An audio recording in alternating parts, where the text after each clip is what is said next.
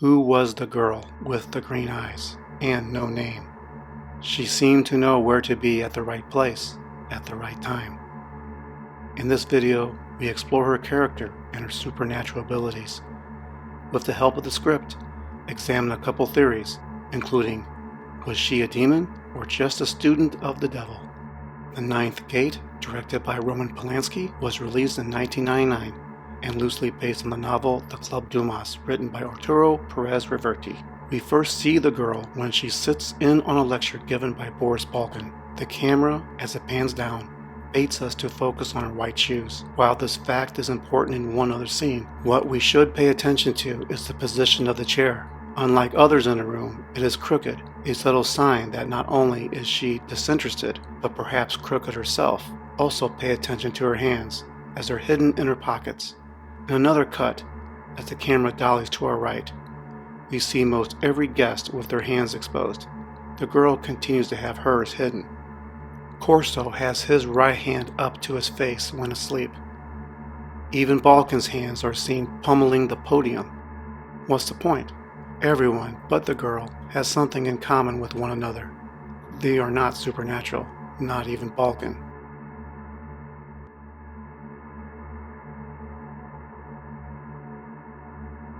Corso sees the girl again in the library.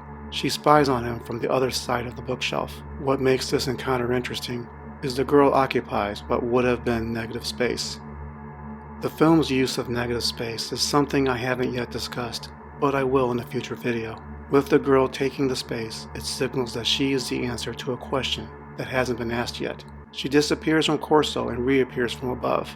But notice her hands, they are still concealed. This can be taken in different ways. Straight up, she's elusive and probably quick. In another video, I discussed the relationship between elevation and corruption, but since the girl neither lives nor works here, I don't think this theory applies. I believe this is the first indication of a guardian angel looking down and watching Corso. It's even raised later in the film, but the tone was just in jest.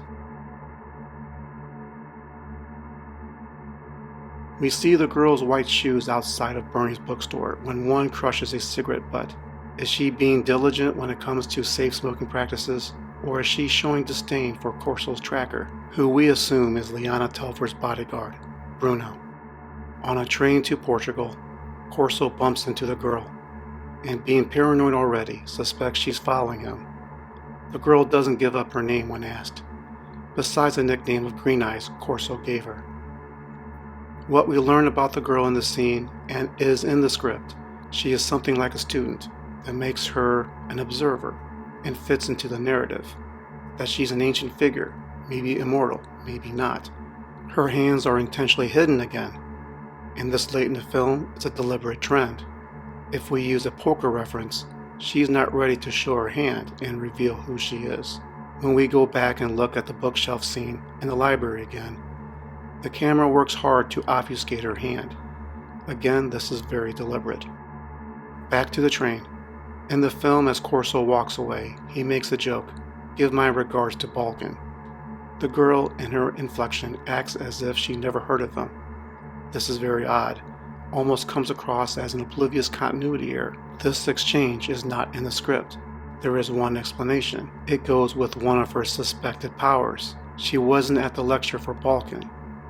The girl was there for Corso.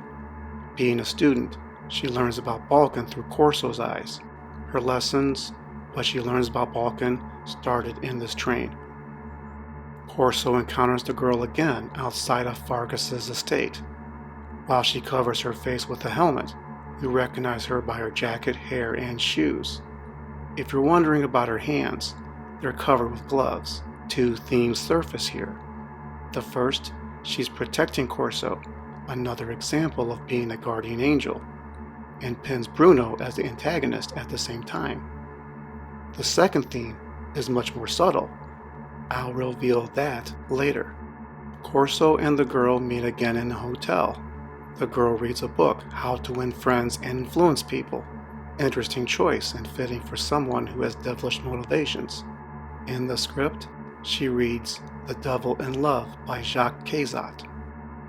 It's a story about a demon or devil disguised as a woman who falls in love with a Spanish man This is the first scene where she openly shows her hand. With the book, it's pretty on the nose.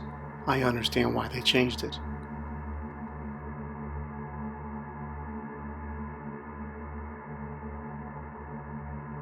The girl wakes up Corso for an early morning visit to the Fargus estate.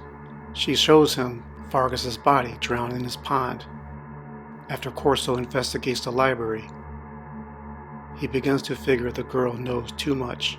This is an example of her premonition abilities. She can look into the future. Corso mistakes that power as knowledge. In France, after his first failed visit to Baroness Kessler, Corso is tracked by Bruno. He tries to outweight him, but is confronted at the stairs. The girl flies or levitates to the surface, in a display of the supernatural, unseen by anyone but the audience.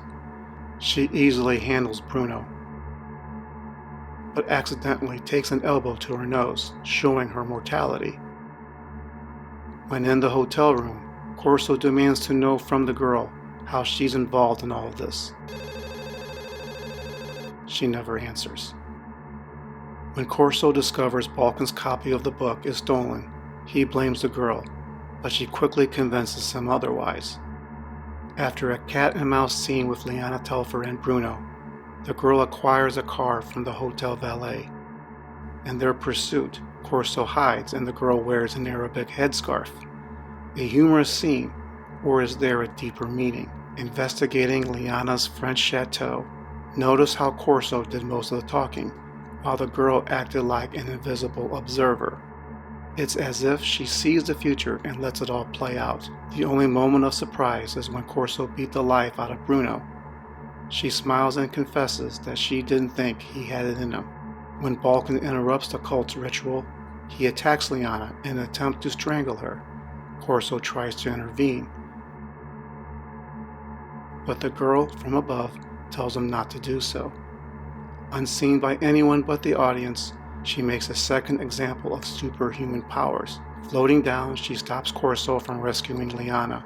The film explains this was Corso's opportunity to escape murder charges. Perhaps the girl had other motives. Corso leaves the girl behind as he chases Balkan. We see again, she displays strange inhuman abilities with glowing demonic eyes.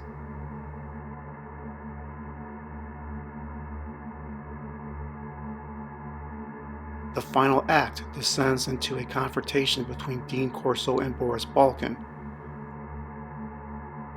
Corso is trapped in the floors while Balkan goes through with his ritual.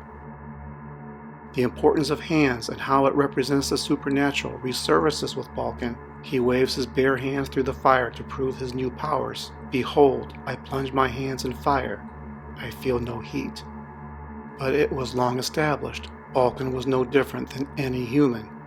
This was a delusion, as he would unfortunately find out. The girl catches up to Corso, knowing where to find him, just as she did at the Balkan Tower. In her act of seduction, we see her face blending, morphing faces, until a demonic look appears. In other words, she comes in many forms, many disguises. Remember the discussion about her and her motorcycle helmet. That was a disguise. It was played up a second time when she was wearing the headscarf and glasses. Her appearances change, another supernatural ability. The girl would disappear and vanish from Corso, but not before telling him the 9th engraving was a forgery. Interesting how she would know that. She gave Corso one final clue, the whereabouts of that final 9th engraving. Corso sees for himself the eerie resemblance between the girl and the woman in the engraving. She's the mother of harlots and abominations of the earth. Before we get into theories, like, share, or subscribe if you enjoy this video and want to see more about the 9th gate. Was the girl a demon? Long established that she isn't quite normal. Not Lucifer himself, but a long-living ancient being.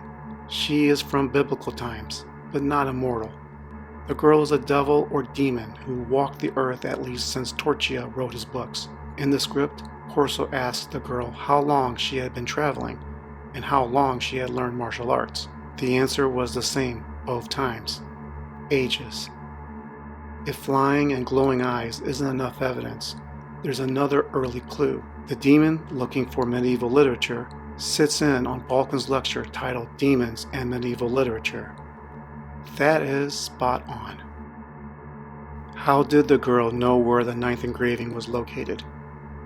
If we accept the engraving was modeled after her, then we accept that she's hundreds of years old, and have been tracking down the 3 copies for centuries. As discussed in an earlier video, the Seigner brothers were likely responsible for forging the engraving. But why, and at whose request? One possibility is that the girl approached the Seigner brothers years earlier and asked them herself. But a better, more sinister plan would be that she convinced someone else who she had befriended, convincing the book owner to approach such specialized services from the Toledo brothers. Let me know in the comments below your theories about green eyes. What other supernatural abilities did I miss? This is Mr. G from Synergy saying, don't hide your valuables behind many bars.